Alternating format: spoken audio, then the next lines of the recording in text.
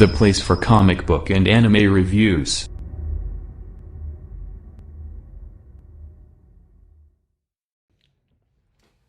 Hello you guys, welcome back to Brevin Campbell 12 YouTube channel. Pay for your comic book and anime reviews. Here is my top 10 of the year list on the anime that came out this year. So for this year I have to do anime because I haven't read as many comics this year as I normally did. You can probably tell from my channel there has been like a low influx of comic book discussion on my channel. It's been more there's been more anime discussion than I ever had before. In fact, I got like another anime topic video that I kind of want to do pretty soon coming up that I'm pretty excited to talk about. Um, yeah, I'm really excited for that one. Um, Depending on how you look at it. Um, so I decided to just say, you know what, this year top 10 anime list. Let's just do that instead. So, with that being all said, here is my top 10 anime list. So, starting out with number 10, we have Peach Boy Riverside. So, this was an anime I actually talked about for a little bit, and then of course the whole crazy thing happened with it being aired out of order, which kind of screwed up me reviewing. Actually, a lot. I'm kind of glad I didn't review anime this year because I dropped a whole lot of shows that I was reviewing originally, and I just said nope, nope, nope, and so I kind of stopped the whole weekly review thing because it's just hard to pick when you're finding a good show that you're gonna watch throughout the entire run. When you're just like, oh, this one looks interesting, but sometimes these shows can really go down here. And it keeps happening with a lot. A lot of my favorite shows is you're like, I'm excited to watch this show, and then I get it too, and I'm like, I'm gonna love it, love it, love it, and then it just hits downhill, and I just stop watching it because I don't care anymore. Um, I'm Peach Boy Riverside Side was a show that I ended up not stopping reviewing it because of the out of order episode count. But when the series was done, I did go back and started watching the series in order, and I gotta say, really like the show. Is it amazing? No, it's not amazing. It's not like this. Oh my god, top tier show, top tier anime of 2021. But it's a good show. I really enjoy the characterization that's been going on throughout. I think the Dragon Maid writer does a really good job within this fantasy setting. I think this whole concept of the Peach Boy and there being this Peach Girl and how she has all these different abilities is a really interesting idea, and I thought it was really well executed in the series and really worked for me in a lot of ways. It was fun. The whole order concept was really great. The world was really interesting and intricate. And I just thought the entire series overall really worked for me in a way I didn't really expect it to. So, for that reason, Peach Boy Riverside makes this list at number 10. After that is Skate the Infinity. So, I love Skate the Infinity a lot. I really did. I really enjoyed the show. One problem: second half was kind of stupid. I did not like the second half of Skate the Infinity very much at all. Uh, I mean, it was still fun to watch. Which is why it's making this list still. But I didn't have a lot of problems with the second half of Skate the Infinity. Um, but what kept me going with this show was I enjoyed the characters in it. The characters were really fun. They were really energetic. I love Rick. I love the relationship that was being formed within the show. I thought it was really really fun, and I love Longa a lot. I love the fan service within it. The beach episode was great. There's a lot of fun moments in Skate the Infinity, and for that reason, it made me my top 10 at number 9.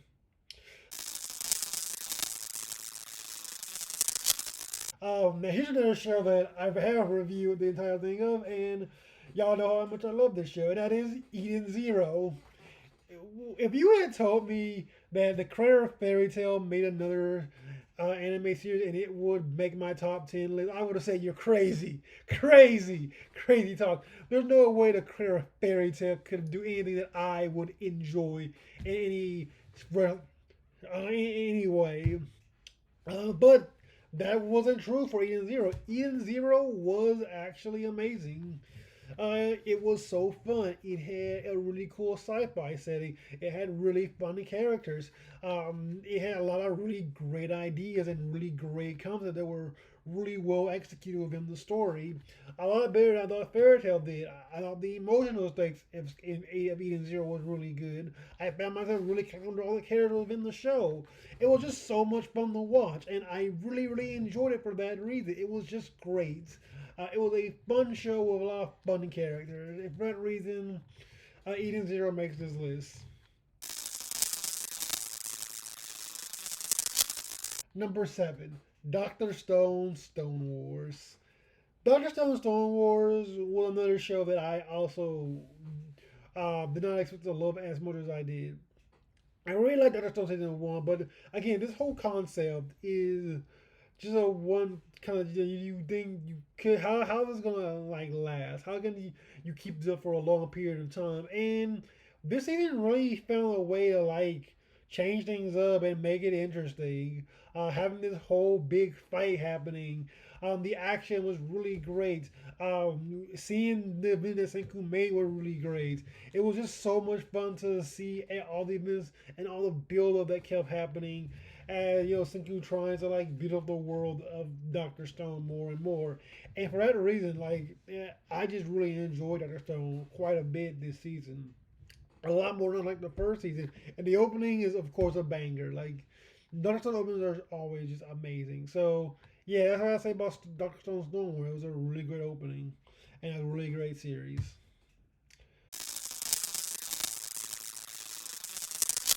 Number 6, we have Nagatoro. Nagatoro, or Don't Toy With Me Nagatoro, was a show that I didn't know what to expect from. I know it was going to be similar to Ozaki-chan, which I also loved, and Umaru-chan, which I did not like at all. Once again, going into the annoying girl genre. And Nagatoro found a way to inject hearts. That's one thing that surprised me about Nagatoro. It was how much heart it had in it.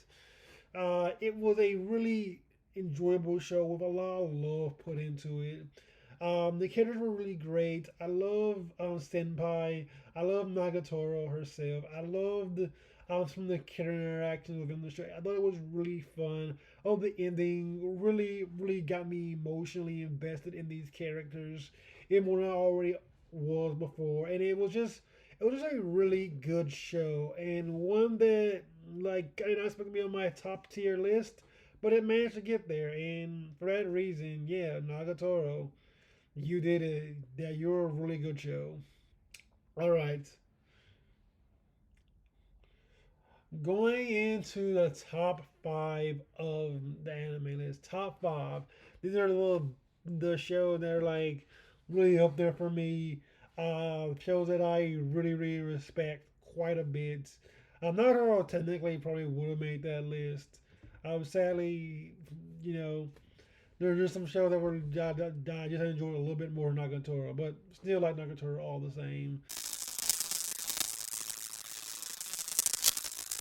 But going to the top 5, we have number 5, and that is Blue Period. Blue Period was something that was just in a show that I didn't expect to like at all going into it. Uh, and I kept watching the show and watching the show. I was like, this is slow. I don't know if I'm gonna love this. There's a lot of drama going on here. I can tell it's a really good show though. But as I kept going, I found myself getting more and more invested in the characterization being going on here. I found myself invested in the art pieces, in the drawing, in this whole idea of this competition, and I just found myself also engaged with the character drama going on. The whole gender dysphoria aspect of it, the whole the relationships. I just thought they were all well done and very well handled within the show. And I thought it was just an interesting and very expressive experience for me. That one that I did not expect to like as much as I did, but here I am. And I gotta say, Blue Period, Good job. Number four is going to be Comey Can't Communicate. Comey is a show that I wasn't even going to watch. I wasn't even going to watch Comey. Wasn't even going to touch it at first. And then one of my friends said, "Fam, I'm watching Comey," and it was a friend who doesn't watch a lot of anime. And so I decided, you know what, you're not watching a lot of anime, but you're watching this one, so I'll watch it with you. And Comey is great. Comey is a nice watch for me. It was a relaxing. That's one thing I can say about it. It was a very nice, relaxing watch for me. And that's why I enjoyed it as much as I did. It has great characterization. It has a great romance going on, and it's a nice show. And it's a show that I really enjoy. I love a lot of the characters within it. I think I said that about all of my shows in my top 10. I love the characters because characters are what really makes shows in a lot of ways. It's what really like helps you get invested in watching a show is when it has really great characterization and really great characters. And Comey has that. Some of them can be annoying. Some of them are a little bit like, you're sus. But overall, like the show is fun. It's energetic, and for that reason alone, Comey Can Communicate. Top five list, room number four. Great show.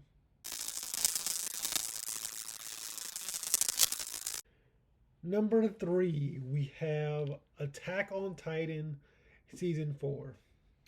So this should not surprise anyone. It's Attack on Titan.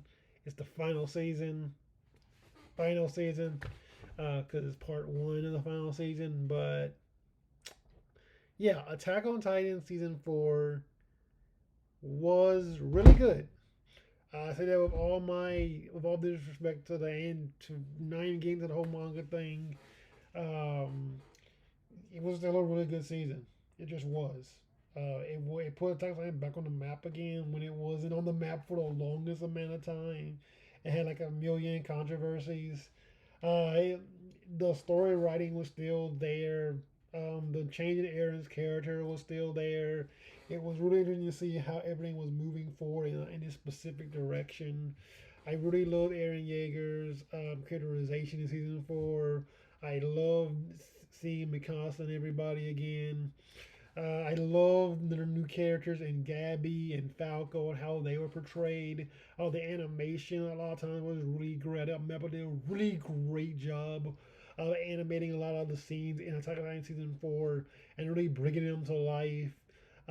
Despite this studio change, it still was a really good season and one that I really, really thoroughly enjoyed.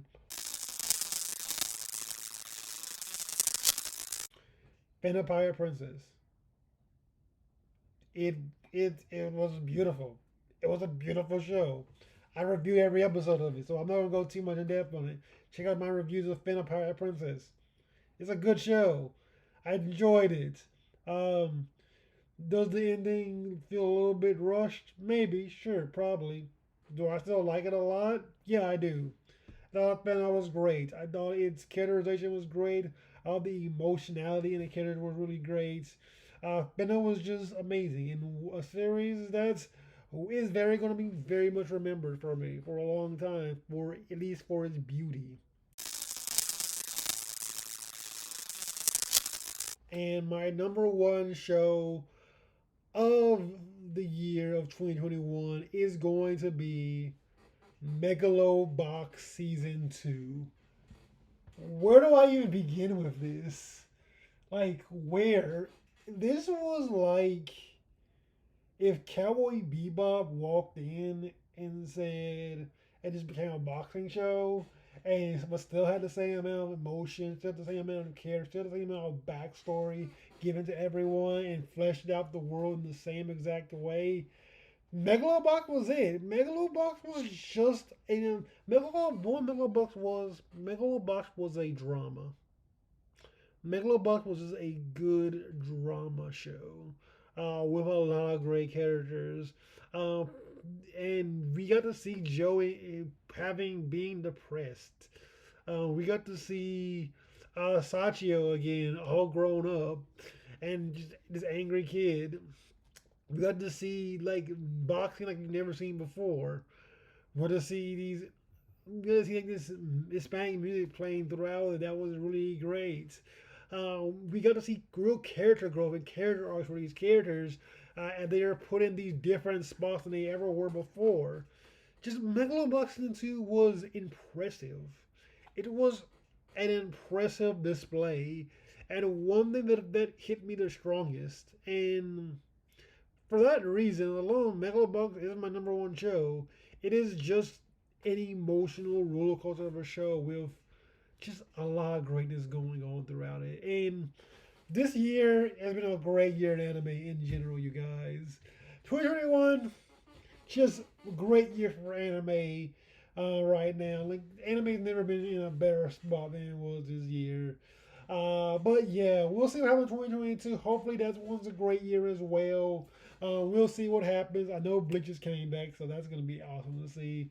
But yeah, everyone else on 2021's anime. I'm gonna be doing my most anticipated list right after this. But for now, I will catch you guys later. Peace out.